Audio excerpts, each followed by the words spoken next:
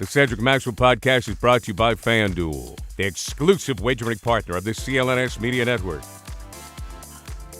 All right, it's another episode of the Cedric Maxwell podcast. He is Cedric Maxwell. I'm Josue Pavone. We're joined by Boston Globe's Gary Washburn, also a co-host of the A-List podcast, CLNS Media's A-List podcast. This episode, of course, is brought to you by FanDuel. Head over to FanDuel.com/Boston, where you can win big on betting on sports. And I'll tell you more about that in a little bit later throughout this episode. But we got to get down to business, fellas. The NBA Finals wrapped up. NBA season wrapped up. Max and I, we've been on to the Celtics offseason, but Gary's going to give us some of that insight and, of course, the recap of what happened in the NBA Finals as he saw the Denver Nuggets capture their first championship in franchise history. MVP, Nikola Jokic, the Joker. Nuggets did this one in 5. And I guess we can start by Gary. What surprised you the most about what you saw in the NBA Finals, I guess, you know? Honestly, I wasn't surprised. I thought Denver was going to win the series pretty handily. They did. They prepared. They studied the game tape from the Celtics and the Heat. They were completely prepared for Max Strus, Gabe Vincent, and Caleb Martin. They decided they were going to let Bam Adebayo feast, but it was going to be nothing but 2-pointers. They didn't go for Jimmy Butler's pump fakes. And they had a lot of offensive weapons. Obviously, watching Jokic for 5 games, it's a pleasure to watch him play. Just what he does, how he maneuvers, how he orchestrates the offense. He's just a maestro out there, and he plays ugly. You know, the shots are not artistic. They're not pretty. He's not a pretty player to watch, but, man, he gets it done.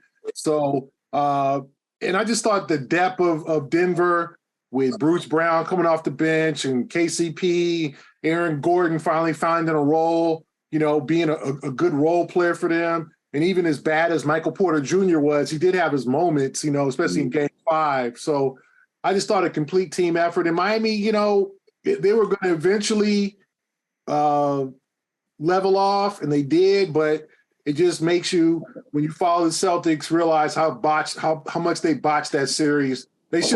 The Celtics should have won that series in 6 games max, blowing the first 2 games and then giving up in Game 3 and not knowing how to guard Miami and letting Caleb Martin look like he Kobe in his prime. I mean, it was just so much in terms of watching how a well-prepared team faced the Heat in comparison to the Celtics, who didn't just seem prepared in that series.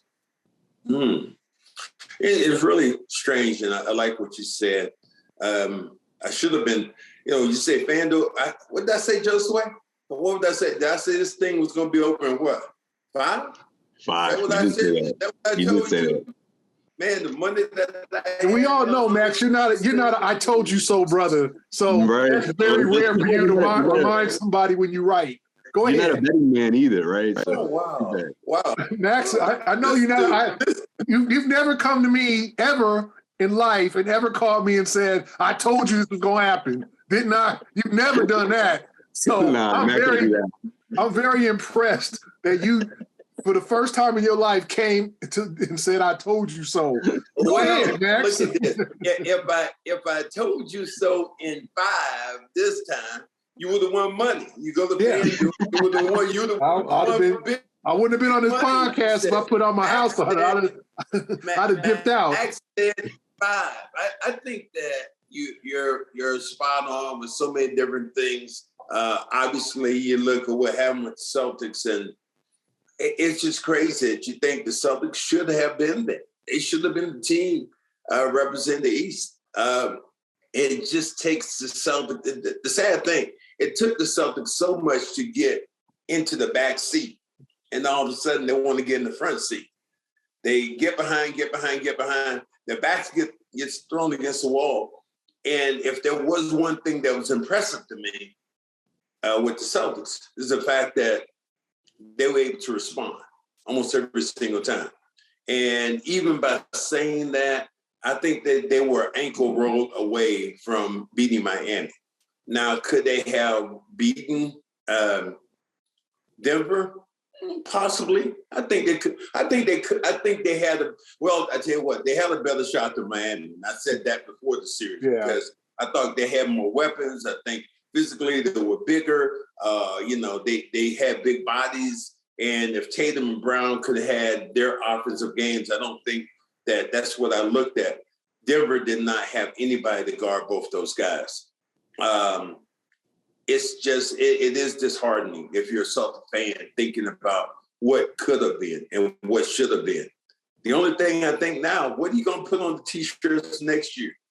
Unfinished business again, part two. What kind of more unfinished business. But the Denver obviously was the best team.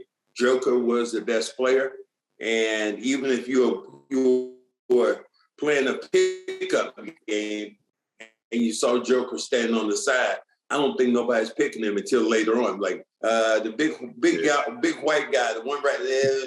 Okay, yeah, come on. And then all of a sudden he gets out there. He's got the sloppy style. And he dominated in the paint. Right. That's what dominated in the paint. Although he could shoot the three, how many times did I scream at Al Horford or Rob when they got the ball 1 foot away from the basket? Could have dunked it, could have laid it up and thrown the ball to the corners. That to me drove me crazy. And that's something that Joker didn't do. He was so dominant in the paint like that it forced Miami to do some things that they weren't prepared to do. So what happens, in your opinion, Gary? What happens next? Is it as simple as the Celtics run it back? Is this a systemic problem? I mean, clearly the organization has addressed, the holes in the coaching staff by bringing in Sam Cassell, bringing in, a longtime assistants, from Milwaukee Bucks and underneath Mike Budenholzer. I mean, look, these are guys that obviously not only have the reputation, but they got the experience, way more experience than their head coach and Joe Mazzulla. So is it that simple? I mean, learning from your mistakes, changing or at least adding guys to the coaching staff that'll hold players accountable. How do you see this thing playing out for the Celtics during the offseason? Well, they got to change the offensive philosophy. Okay, Denver shot 33% from the 3-point line in the series and won 5 games. That's a good point. Not need. And what Eric's supposed to stay on the sideline during the series? If they ain't hitting 3-pointers against the Celtics series, if they ain't hitting 3-pointers, they ain't gonna score. Like they're beatable. So the Celtics have been figured out. I think they put way too much emphasis on the 3-pointer this year, and they had nobody, as Max referred to score in the paint. Nobody with a post game. So if you're gonna run it back, okay, one, I think Jaylen got to work on his ball handling. Jayson got to work on his playmaking, but they need a center. Like Robert Williams in 5 years, and maybe Max can bring him down in Carolina and work with him on a post move. Because 5 years, Robert Williams been in the league. In 5 years, he ain't learned a post move. Yeah. That's the Celtics' fault. Now, that's Robert's fault too, but first of all, they need to have a big man coach because neither Charles Lee nor Sam Cassell's a big man. Okay, so I don't know. They need to get somebody 6'8" or above to add to that damn staff that can work with Robert Williams on developing a damn post move. Because if you saw Bam Adebayo, Bam can dribble, Bam can shoot, Bam can get to the rim. I'm not saying he's perfect, but for 6'9", he is way more versatile than Robert Williams. He can take you off the dribble. He can run the point. And then Al is about to turn 37. Okay, I think just turned 37. He just turned, yeah. Okay, so how much can you really rely on Al? And as I wrote earlier, in his fourth season, when he was second-time All-Star with Atlanta, 99.5% of Al's shots were twos.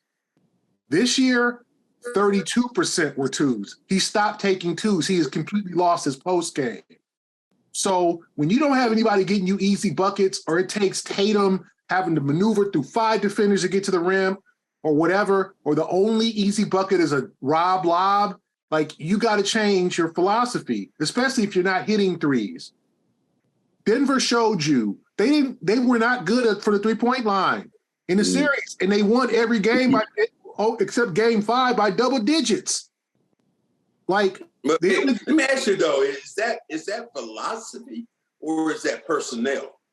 Because I think it's philosophy. Is Joe we got to shoot 50 a game. Yeah. Okay, one, he's all about the numbers, Max. He's it's just too much. Like you don't have, as you said, Max, the zone. Okay, Al, how many times did Al pass out of that zone looking for an open 3-point shooter and disregard a 6-foot jumper? Yeah, like that's how you break the zone. The Celtics became way too predictable offensively, way too easy to guard, and of course, if they're hitting their threes, if they hit half their threes. But look at the last 2 games of that series. They hung on in game 6 with the miracle of Derek White, but also because they hit a lot of 2s. Okay. Right. In game 7, the 3 didn't go down and they couldn't score 2s and they were done. Yeah. Jayson sprained his ankle. Jaylen couldn't handle the ball. Malcolm should not even been on the court. Al's never everything that could go wrong went wrong in that game. And so now you need somebody. To me, I'd go after Chris Paul. I would see what you could do. You need somebody who can damn run an offense. Let's be honest, Max. And Josue, you got to have somebody. The Celtics blew so many games down the stretch because their offense is kaput. You need somebody who can hit a mid-range jumper. That's not Jayson. You need a guard. Marcus, because I did the number. Marcus doesn't shoot from the mid-range. This is not his game, and neither does Malcolm. Okay, they shoot. Malcolm shot 82 mid-range jumpers in 67 games. He'll take 1 a game. Marcus took, I think, 25. They don't shoot. Yeah. So when you're coming off the pick and roll, and you're no threat to score. You hit a mid-range, so you makes your offense so predictable. If you're going to take the next step. Because let's be honest, guys, as you know, when the season's over, everybody is out of prison. Look at it. Milwaukee's now back. Philadelphia, all the teams that you passed up last year, it don't mean nothing. They back this year. They're going to come after you. So now it's 30 teams, the Knicks, the Cavs. So you got to come up with something new. You can't just run it back with the same damn offense and hoping for different results.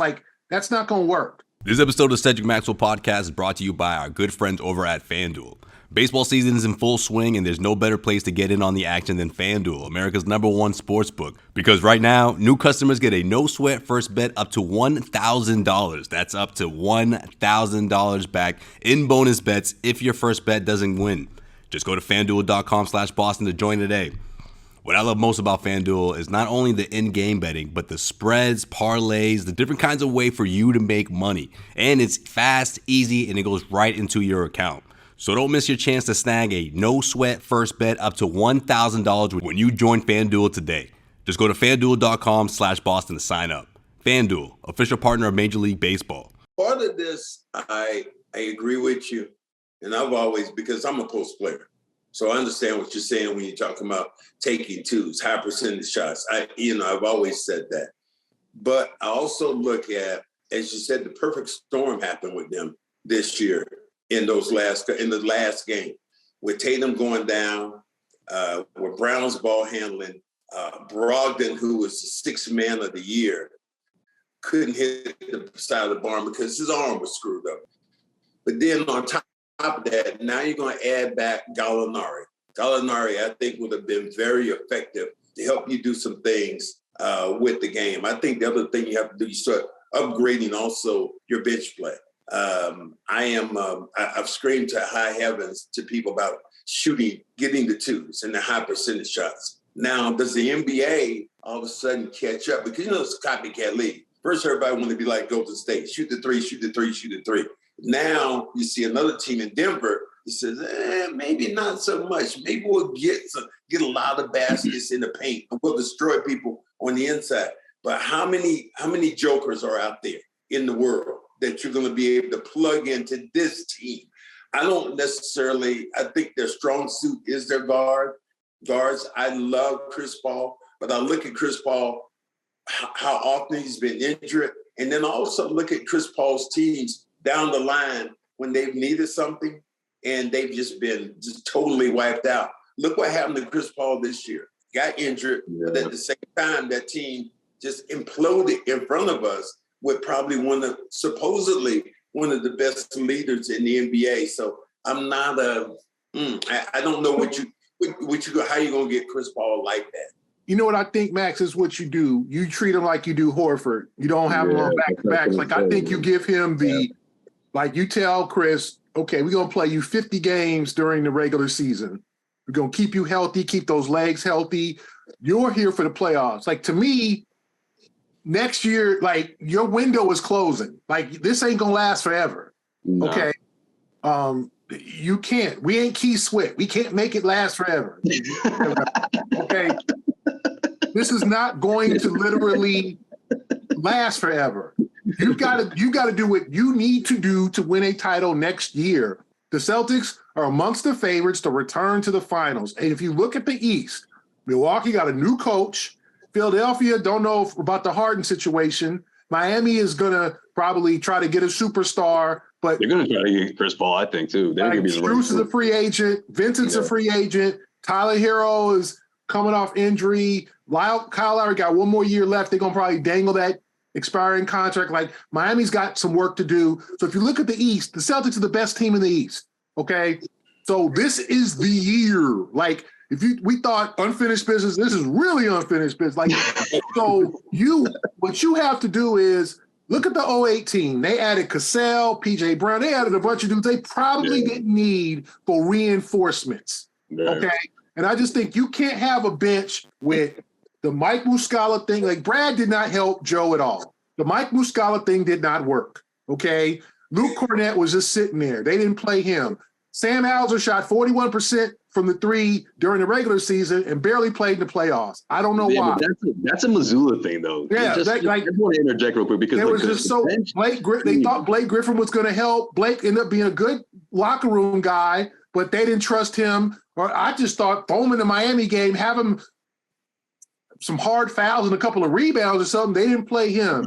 Grant, we don't know what's going to happen with Grant. Like Grant was the big question mark for me. And that was a big mistake by Mazzulla. Also for the second half of the year, he got into Joe Mazzulla's doghouse. And he I don't know what he did. I don't know what, I'm like you, I don't know what he did, what he said, whatever, but he got into his doghouse so deep. He wasn't, and this was a guy who really helped destroy Miami in the series that you played him when he knocked down all these threes in Milwaukee. I thought that he was really good. And then you finally start to utilize him again. And he played a little bit. He played pretty good when he played. I think maybe in game 7, maybe could utilize him a little bit more. But I tell you what, the ball handling that the Celtics had, the 8 turnovers that Jaylen had in the game was just those were things that killed you. Yeah. It was just seemed like it was a team that was good enough to win it. And then the basketball guys came in and said, you know what? You guys been up. You know, we're taking all the other way. Yeah, you can't play with the game like that. You can't lose the first 3, come back, and then be like, Yeah. And they almost blew it in game 6. And then you can't give up in game 3. They gave up in that game. Like, you know what I'm saying? Like, I just don't. So this team also needs an attitude adjustment. Like, play hard at all times, beat the hell out the opponents, act like you mad at somebody. Like, quit being so damn nice, Max. And we talked about this before. Get in somebody's face. Get in somebody's face. I need to see an altercation, a scrape. Somebody like, no, man, we ain't taking that shit no more. Like, the Celtics are too nice of a team. Miami punked them. And like, and they got punked in the bubble, and they ain't got no tough guys on the roster. You don't have this with this team. And how many teams in the NBA really have that particular guy? How many of them have? They got it. The Celtics got to get this. I know there's not the crazy guys. There ain't the dudes who ain't quite right like they used to be in the league. The Anthony Masons and the Marquez. Like those dudes have been weeded out of the league because they crazy. They were wired differently. DeMarcus Cousins was out there. I'd rather have him than Luke Cornett, but no, we don't want DeMarcus messing with our great chemistry. And we have like Brad got to take some chances. You can't fill your team with freaking nice guys. Okay, you can't fill your coaching staff with a bunch of dudes who are okay. Like he filled his staff when he got there with all the Butler guys last year. They lost Ime. They lost Will Hardy and they lost Damon Stein and didn't replace none of those guys. So you got a bunch of dudes on the staff who are good guys, but was this just as clueless as Joe? That's Brad's fault. You get Mike Mazzulla. Mike Muscala. He can't. They figured out in 2 weeks he can't play or whatever. Joe, whoever decided that was a waste of a trade. Like you didn't get hit. You got Brad. Brad got Joe no help, and you got to get a tough guy. And Cassell is going to be a tough guy. Keep it real on the staff. You need somebody in that locker room. That's why Miami kept Haslam all them years. Right? People make fun of him and make fun of, but you know what? He checks fools, and Blake isn't that guy. Blake can be the come to me and I'll give you Blake's a good guy. I think he had a really positive impact. Yeah, you can just share laughs with him, and he's the kind of guy that kept Peyton from basically kind of Luke getting lost and kind of being disconnected from the team because he wanted out. I think he was a good role model for Grant, but you need MF on your team. You can't. Jaylen's got to be meaner. Jayson, and I get it, Jayson is not a mean, but he got to be like, he's got to take this year personally. He got to say, even if it's selfishly, he's got to say, this is my MVP year right here. This is it. Like I'm 25, about to be 26. This is my 20. Like I'm about to be number one in MVP. Not Giannis, not Embiid, not Jokic. This is my year to prove that I'm the best MF on the floor. Like there's got to be some mental adjustments with this team because they were soft this year in that Miami series at times. I hate to use the word soft, but they got punked. Jimmy and all them dudes out of bio, they tougher. And the Heat know that. Yeah. That's the thing. The people around the league know the Celtics are going to break. Marcus can't be the only tough dude on your damn team, the only one willing to get in a fight. Hold up a minute. You know what? Damn it, hold up. You've been on the road. No. Maxwell's green goggles on again. I told you, I've been saying this over and over and over again. Oh, I think you're going to pick it up. Oh, you told us so? No, I told you so. We can't, have this stuff. Second one. You have Marcus Smart. That's right, it's two. Marcus Smart can't be your toughest guy at guard. You got to have an SAD, and I loved it. There were times when I saw Tatum. With the time when Brown, got grabbed by the leg in Philadelphia, he was trying to run back, and he went back and he went. That to me was the shit that I was looking for. It's going to make this team. And yeah, you're right about just being tough. And I've said this before: Tatum or Brown, both your lead dogs. One of them has to be an SOB. And I've said that about. I said that when the great teams I played with. We had a bunch of SOBs. We had a bunch of, when we played, dare I say it again, the Lakers, oh my God, we had 3, 4, 5 SOBs over there. There was ML Carr. There was ML Carr who wasn't even playing, was the SOB over there. So yeah, those kind of guys from the bench, huh? They're needed in this league. The reason the Celtics got beat last year by Golden State was the fact that Draymond turned into an SOB. And he was an SOB already, but then he got into their heads and he started doing all these things, knocking them around. So I totally agree with what you're saying.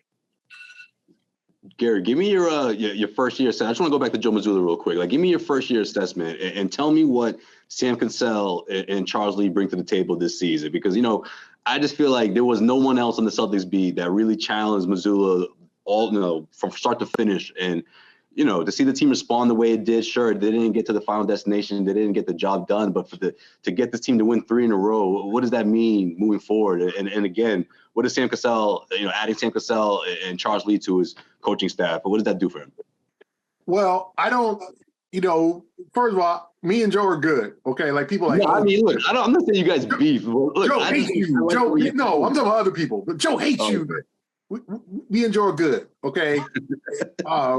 We and Joe are good. He's got to protect his guys. I understand that. I got a job to do. He got a job to do. We're not always going to agree. Right.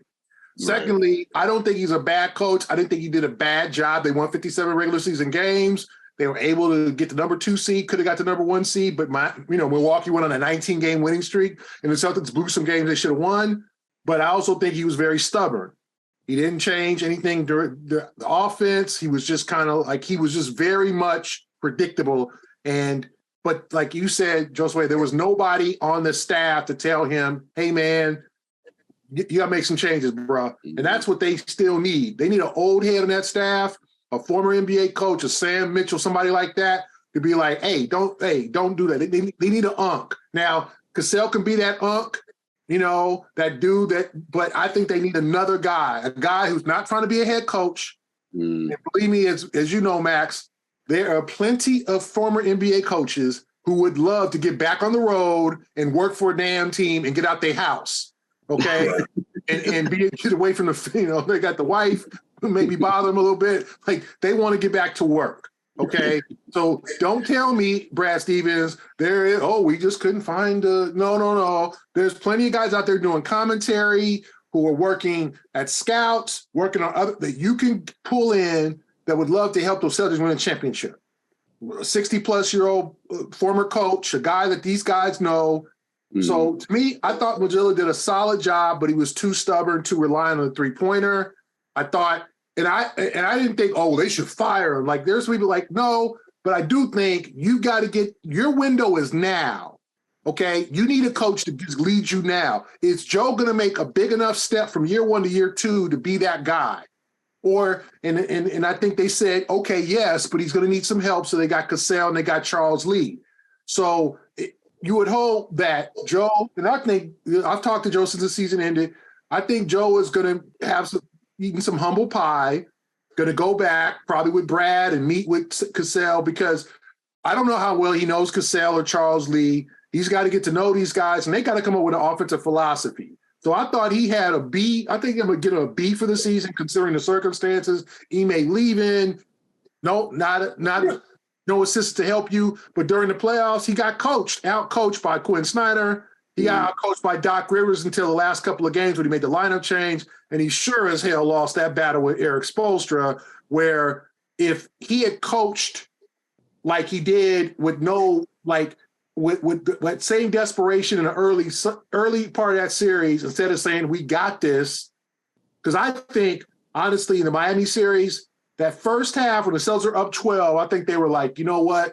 We got these dudes. We figured out. Then that 46-point third quarter changed the entire series, okay? That was the entire series changer.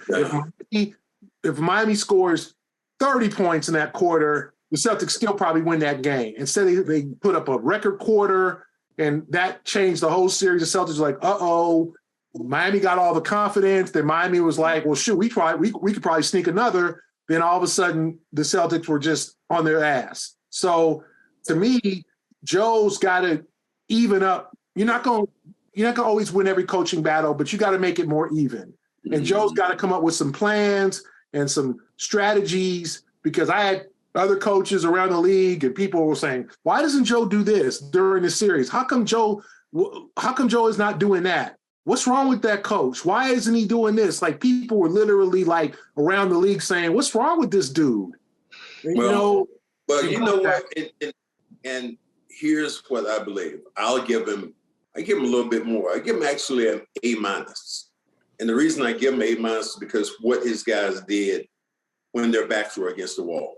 Because most teams we know, Gary, if you get them down 3-0 and you're playing at the other person's home, your team normally lays down. Yes. What I saw was a collective effort from players, from coaches, from staff, from ownership. Everybody got on the same page and got angry. They just had some bad luck at the end. I think you're part of it too. You're part. You might not. You was the black man. And I'm not saying in a way. I'm saying you're part of it because of what you wrote, articles you wrote about him. Joe was you probably were right a lot of times with what things you're saying, but Joe also had the attitude about what does Gary Washburn know about damn basketball. And I'm sticking to what I'm doing right now. I'm sticking to this. And how many times He was a little defensive, Max. He was a little defensive. I mean, how many times have we seen him on that podium go right back at one of the writers? You ask him a question, he was so snappy. The one that is going to always after a win. Is when Joe Mazzulla won that game that time. He says, "Oh, wait a minute, nobody's going to ask me about the changes I made." The adjustments, It was so snappy towards you and the other writers. So I'm not saying that, it's your fault, but I'm saying that part of that formula that I'm talking about, being stubborn. Some coaches do that they're stubborn to a fault. And he was stubborn to a fault, especially to me, more so with Grant than anybody else. Because Grant was that one piece to me that could have helped you clear a lot of things up if you had kept him in that rotation. And I remember one time in particular, I watched Grant come off the floor, and Grant saw chatty and was walking up to little Joe and took him out. And he walks by Joe, and he's saying something to Joe, and Joe just snapped, and Grant's face went from smiley to like, what? And I think Joe said, "Shut the up." And he was like, and Grant was like, so he got into his doghouse, and you got to realize you might have it's like having a child. You might have a child that disappoints you, but that child might be usable. And they did not use him, I think, as much because of his basketball intellect and his ability to stretch the floor. You don't have anybody over there with the Celtics with that ability to do what Grant was able to do. Now, I'll ask you the question. Will Grant be back? I'll ask you the question, Mr. Writer. I think he'll be an interesting, because he can get offers from other teams. There's going to be teams under the cap, San Antonio, Indiana. I think all depends on how much, who is to blame for what happened. Is it Grant? Is it Joe? Do they have a heart-to-heart? And does Grant say, listen, I want my role to expand. You ain't gonna bench me in game 1 against Atlanta, then game 2, you're gonna throw me in there, I'm gonna hit 4 threes. And then it was mind games. Play this man. If he messes up, he messes up. He's a 3rd-year player, or 4th-year player. Let him make his mistakes. The same with Peyton Pritchard. I just didn't like. Yeah, but Pritchard got more leeway, I feel like. But that's a good point. I feel like Pritchard could have brought something more. And you know what? If they're Malcolm took his spot, you're not okay. But Grant, they needed 3-point shooting. Right. They needed toughness in the paint. They needed another 5, a dude who could play a small 5. And it's Grant's sitting there with DNPs. And I get it. Grant talks a lot. That doesn't bother me. He's a talkative kid. He talks to us. He's a very nice young man. He plays chess. He's not one of these, he ain't John Morant. You know what I'm saying? He ain't going to be having his gun and and all that BS, he ain't trying to be no gangster. Grant is unapologetically Grant. He's 25 years old. He's a very nice young man, and he's just coming into his own. He's a member of the Players Union. Cultivate that. Yeah, if you want Grant to be quiet a little bit more, maybe talk to him and say, what, you talking too much. You say that, and I think this is crazy how you mentioned things out. Was Grant the first person that jumped into Jimmy Butler's face during that whole shit? Was the first person that went there and there, don't poke the bear. Don't. No, I didn't make that up. Somebody else said poke the bear. To me, no, but Max, nobody a lot of people back. saying that. Yeah. Nobody had his back in that.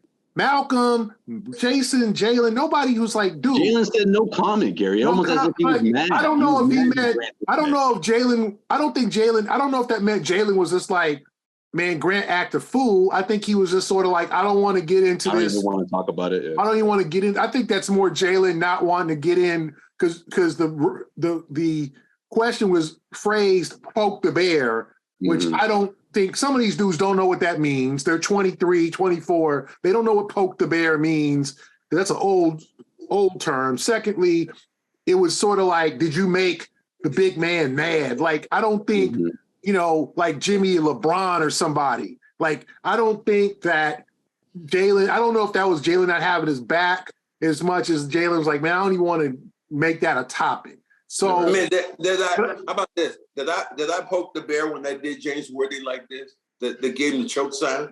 Yeah, I poked the bear. James ain't the bear. Magic was the bear. Magic was the bear. Did you scream out? Green was the bear. James Worthy wasn't no bear. Were you mad at Max that night? Like, he's a Finals MVP. He's a Hall of Famer. Yes, he is. For that particular team, he was. No, I was never. I love Worthy, but he was a number 3 guy on that team until Kareem got older, and then he became the number 2.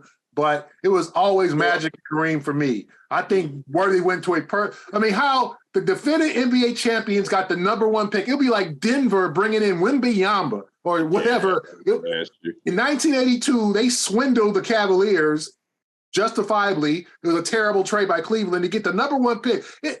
James went into a situation where he was playing for the defending champions, the number 1 overall pick. It's crazy.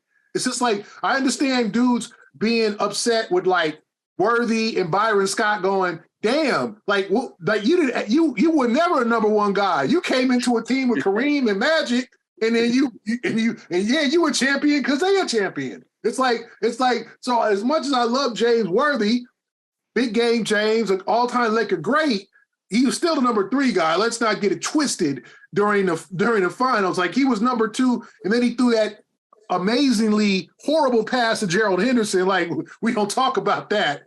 Like James, dribble the damn ball and call a freaking timeout. You know, why don't you freaking start crying over there, okay? You freaking Laker. James, call a timeout. You got him all riled up. Call a damn timeout. You got him all riled up. Don't throw the ball. Just don't throw it in the air.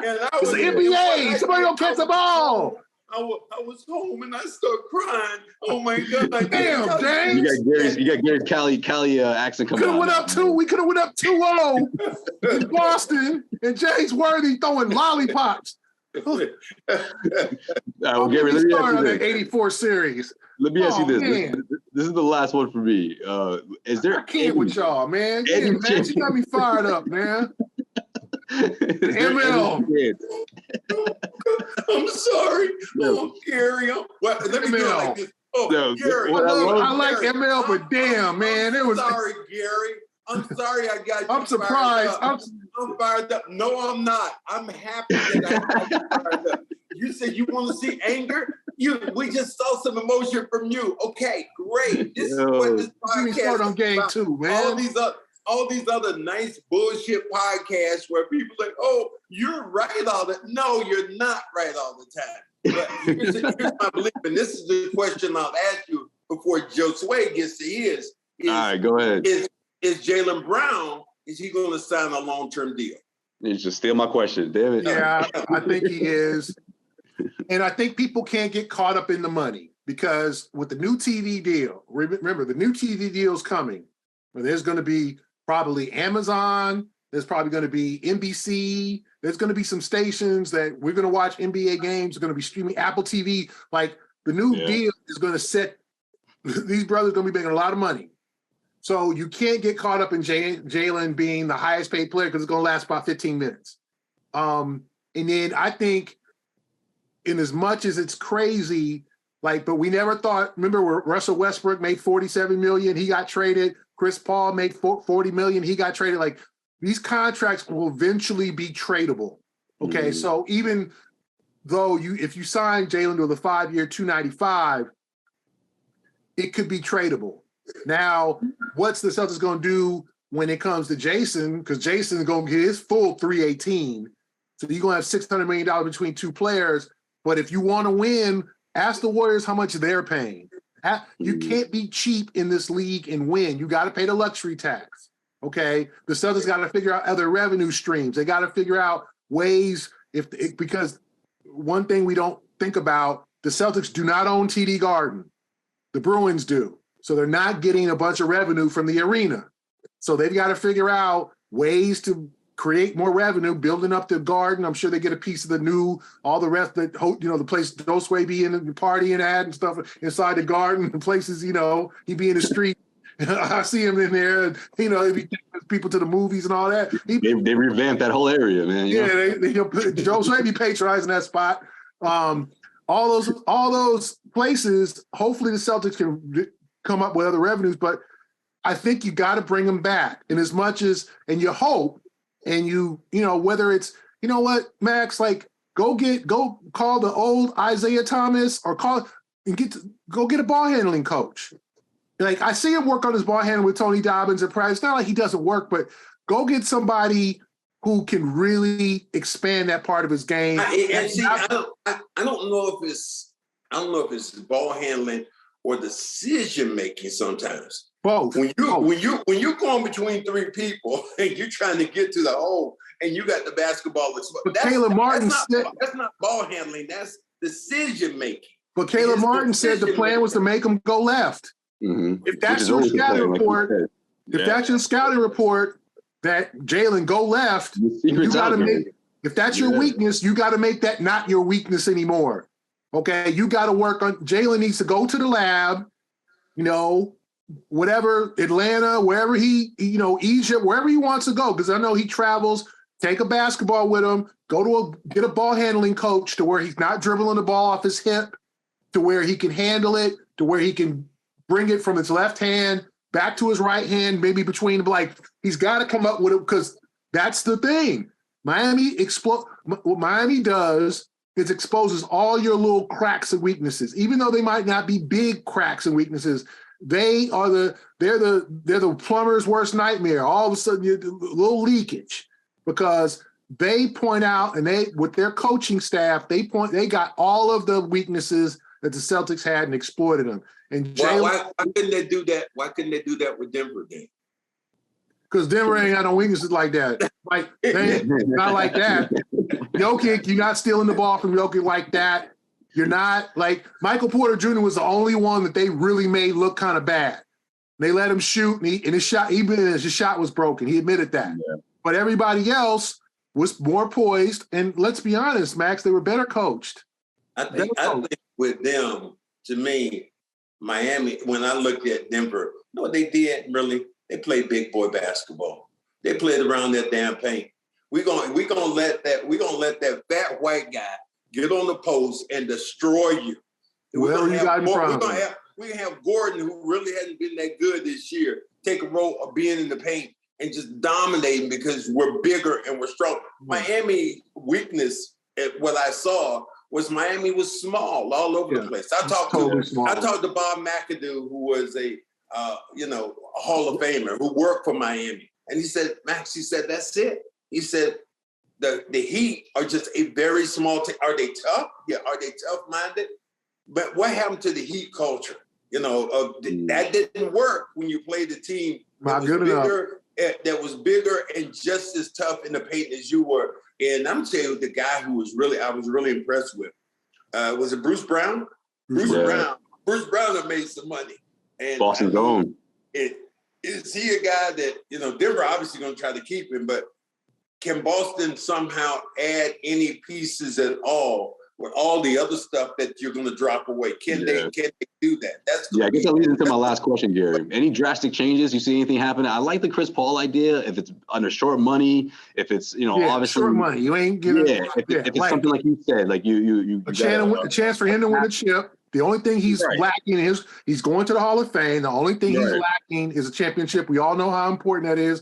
Carmelo just went out, no title. We know how players who don't win championships get ridiculed. Right, and the clock's ticking, right. Yeah, so you bring him in, you put him on a schedule. No, you're not playing 42 minutes a game or whatever. I think if that works, and he's got to want to come here too. Like, it's not like reluctantly. He's got to want to be in a system that will facilitate. And then I don't know what you do with Smart and Brogdon, but to me, as much as I like Marcus Smart, and I think he's very useful, I think some of the bad things and the good things are evening out. Like, I don't think he had a great year defensively.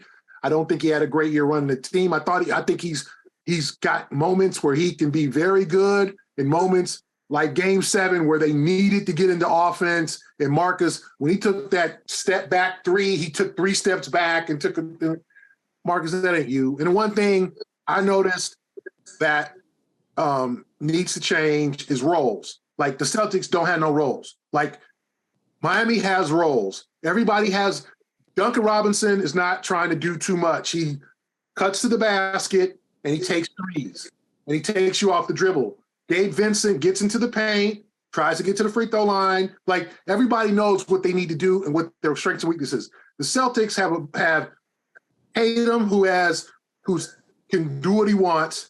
Jaylen sometimes does too much. Marcus sure as hell does too much. And they need to have defined roles. This is my job. My job is to rebound. My job is to lay out hard fouls. You don't see Bam Adebayo back there taking freaking threes, right? He gets to the rim, he dribbles, and he, you know what I'm saying? Now, Could he have better touch? Yeah, he missed a lot of chippies and gimmies during the series, but I just saw a team in Miami and Denver that has definitive roles. The Celtics' roles are blurry. You need a philosophy, an offensive philosophy. You see any drastic changes, like trading a Brogdon or something like that? I mean, they could. I think they'll be open to anything. I think the hope is that Gallinari, I think he has until next week to opt in, that gives them another big who can shoot. But I think they got to go after another big, not Gallinari, but like a center. And I think that they're going to have to figure out, okay, is it Smart who might need to go? Is it Brogdon? How do we get better? You know, can you just run it back? I think with some changes, like a good center and a good point guard, you could run it back. But salary-wise, will that fit? But to me, I don't see drastic changes like, oh, they're going to trade Jaylen. No, they're not trading Jaylen for freaking Damian Lillard. They're not doing that. They're going to run back the main. I think the big two or be back. The Jays will be back. But I think they're going to have to lessen Horford's role. As much as he looked energetic, and he looked energetic throughout the early season, you could just see the wear and tear, Max. I mean, 37, he's got a lot of miles. It's human, right? Yeah. It's just a lot of miles, and the jumper wasn't going down. He doesn't shoot in the paint. Robert Williams, can you depend on Robert Williams to be an everyday center? I don't know. He's good for 50 games, but he was not impactful in the Miami series. I don't know why. Was he hurt? Then he got sick in one game, hurt in the other. Game 6, he hurt his wrist. Game 7, he was nauseous. Like, I just think you got to be real with yourself as a Celtics. Al's older. Robert's not everyday center. We need to bring in another big and someone can run the offense. And I think you can do that with smaller moves. You don't need to bring in trade Jaylen for a point. No, nothing like that. But like a Chris Paul or somebody who can orchestrate a true backup point guard if you want to do that. If you want to trade Payton to clear some space, if you don't want to bring back Grant, okay. But to me, you got to make some tweaks. This team needs tweaks. And then they need, to me, it's up here too, mentally. Taking every game seriously. That lackadaisical stuff that they do. You know, blowing 28-point leads to Brooklyn, not showing up when they had a key game at Washington late in the season. Like, what's not showing up for game 3 of the Eastern Conference Finals? Like, that's mental. And I don't know if that's Joe. I don't know who can change that, but that's something that they got to change inside. You know, my feeling on this, Josue, at the very end of this conversation is Gary did point out a lot of good things. And I feel if I'm a Celtic fan, I feel very, very hopeful for what you have. You have to have 2 dynamic wings. You do need an ass kicker that's going to be in the paint. You do need that. You do have to have that mean guy. I don't know where that mean guy is out there in the league anymore that you can go grab and it's going to help this team do what it does. But you're going to have to go out, rattle around. I don't see anything on the bench that is going to, make me change. Hey, give me Trez. What's Trez's contract looking like? Someone like that. I wouldn't mind. Who? Trez, Montrezl Harrell? Montrezl Harrell. Thank you, Josue. Someone like that. Maybe not him, but someone like that. That's the first thing to pop in my head. Montrezl Harrell is that type. Yeah, like a goon. You need a goon out there. That type of guy. Can he play for you? And that's going to be the thing that you can talk about having tough guys, but if those guys aren't getting some quality minutes, it goes on deaf ears. So Montrezl Harrell, yeah, you pointed out that is a guy who's a SOB who who will step over that line. And I hadn't thought about him, but yeah, he's a line stepper, habitual. He's one of those guys in the paint. He's gonna flex on you, gonna get in your face. I do like that. I do like that. I hadn't thought about that, and me and Gary were both saying at the same time, who? Yeah, y'all said the same thing. So we ain't trying to beat you up, but yeah, I like man. that. If he's available, yeah, I'm with you. You know, Gary, we want to thank you, man. We know your time is valuable, and for coming on with us. And I'm sorry that I pissed you off about 1984, but I'm not sorry at the same time. And sorry, not sorry. Don't apologize for the championship. Go get some.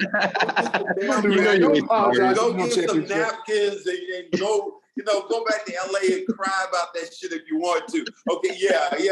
You know what? That's why I love having you two on, man. Please don't do that, Gary, because too many people have come up to me. Too many black people have come up to me. Even this year, a black guy came up to me. I remember you, man. You're the guy waving the towel. I'm like, dude. Hell no. I was in the damn game. I was laying on the court. I get that whole thing. I was hitting 15-footer when he was doing that. Max said that line. He definitely said that. Oh my God. Boston Globes, Gary Washburn. Oh man, appreciate you coming on. You can also check him out, CLNS Media, under our umbrella, if you will, as a co-host of the A-List podcast. He's Gary Washburn, man. That's gonna do it for this episode of the Cedric Maxwell podcast. If you haven't already, head to fanduel.com/Boston. Don't want to miss out on the special offer they got going on. And, of course, we'll check you guys out next week here on another episode of the Cedric Maxwell podcast, man. We'll see you guys next week.